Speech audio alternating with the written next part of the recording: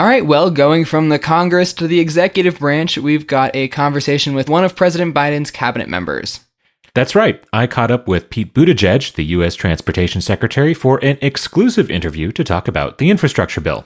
Yeah, and just for some context to get you caught up, the Infrastructure Investment and Jobs Act, commonly referred to as the Bipartisan Infrastructure Bill, was signed into law in November of 2021, and the bill provides federal funds for roads and highways, transit, road safety, rail programs, extended broadband access, clean water, electrical grid renewal, and a lot more. There's a lot of stuff in it. And Nevada's getting about $3.5 billion, as well as, being eligible to apply for more competitive grants that will be open to various projects for all states.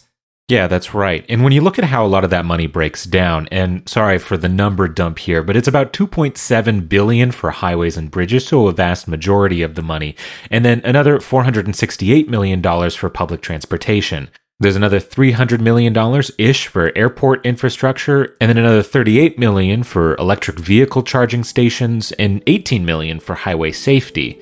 So there's a lot there, and we're going to dig into a lot of it in my interview with Pete Buttigieg. So with that, let's jump over. Infrastructure has such long timelines when we talk about changing it. So what is the day-to-day impact that Nevadans are going to see right now from the infrastructure bill, but in the next year, 5 years, and so on? Well, the first thing you're going to see is a lot of construction jobs. We're getting to work swiftly on a lot of projects that are putting a lot of people to work. Then over time, of course, you see the projects completed, and then you see benefits in terms of safety, in terms of convenience, in terms of being able to get to where you need to be. The economic impact of infrastructure spending can't be overstated. Just today, we celebrated the beginning of an interchange project that will directly be responsible for 4,600 jobs. And then, again, indirectly, will support countless more. We're paying more attention as a country to supply chains than before. Also, the ability to move goods more efficiently, which helps at a time like this when we're fighting inflation, and shipping costs are part of what goes into that. Supply chains and transportation, I think specifically in Nevada, obviously trucking's huge, the amount of trucks going through Las Vegas, but even the rural highways here. So what's the role of something like the big infrastructure bill in reshaping that infrastructure, making sure that if there are supply chain disruptions like we saw because of COVID, that they may be mitigated in the future? Our supply chains largely consist of private operations, but they happen over public infrastructure. In other words, the truck driver or the shipping company or the warehouse operator might be a private company, but the roads, the bridges, the ports that they are depending on are often public. We got to make those public investments so that our infrastructure systems are more resilient. That way, when you have a shock, when you have a disruption, whether it's a pandemic, a climate disaster, or something else, we're better able to adapt to it. A lot of underinvestment from the last 40, 50 years caught up to us in the last couple. We're changing that now with these infrastructure investments. With infrastructure funding, and so much of what the federal government does is greenlighting projects at the state and local level. What's the role of the Department of Transportation in greenlighting these projects in shaping what the future of transportation looks like? Well, we're launching a number of programs that are specifically dedicated to these aims. For example, the Safe Streets and Roads for All program, which we recently released, that's putting forward $1 billion for communities to apply to us with ideas that are going to benefit safety there. Sometimes it's something seemingly small, like lighting or crosswalks, or it could be the complete redesign of a dangerous interchange, which is a bigger project. When it comes to climate, we have a carbon reduction program now that will go through the states to enable them to fund projects that are going to help. We need to invest in transit. That's going to help on goals like climate and safety, actually, and reducing congestion.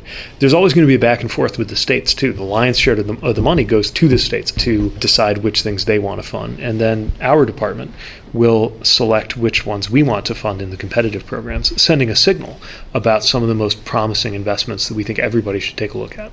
In Nevada, everyone loves to talk about a train to California, but that's something that happens at the state level. It's not necessarily the federal government deciding to build a train. Well, often for something like that to happen, you need to have a partnership that involves states working, sometimes even a private partner or a purpose-built public sector entity, and us, the federal government, there to help. In fact, a lot of the big projects we're seeing right now are a bridge or a rail line or something else that cuts across state lines. And that's why we need to make sure that we're not siloed or bureaucratic in terms of how we go about supporting it. We need to think regionally when it comes to delivering these big pieces of infrastructure. When we're talking about the scope of this change, how would you characterize that? So, I'll give you an example. We've got a program like RAISE or Infra. These are programs that had about $1 billion each in them last year. And we had something like a 10-to-1 ratio between the applications that came in and the ones we were able to fund. And there were many deserving projects that we couldn't support just because there weren't enough dollars to go around. We have considerably more money going into those funds right now. In Nevada, we've seen a pretty startling rise in the number of road deaths. And so what's the role in infrastructure of, I guess, sort of looking at a systemic solution to something like road safety and improving that? There's no one piece that's going to solve everything. We need safer roads, safer drivers, safer cars or vehicles. We need safer speeds. We need a better standard of post-crash care. All of those things fit together. But a big part of it is the design of our roads. We can design roads in ways that reduce the conflict points that create collisions, in ways that encourage safer speeds, and in ways that make it likely that if there is a collision, it will not be fatal. Certainly in the West specifically, the reliance on the car has shaped the way that cities are designed. How do you change the car culture with something like the infrastructure bill? I think what you have to do is give people options. There are some trips and some situations where a car will always be the right answer. But there are a lot of other situations where people are basically forced to bring 2 tons of metal along with them, when they would be better off if there were an excellent option for public transit. When people have great options for transit and other ways of commuting, they will very often use them. And even people who are in cars will be better off when there's stronger transit because it means less congestion for the people who are on the road. Now, we also need to match this up with choices about how communities grow and develop, making sure we have more transit-oriented development so that when we think about housing, we think about how that housing is going to connect people to opportunity instead of being trapped in a pattern where you see people forced to live impossibly far away from where they work just to be able to afford there and no good way to get there.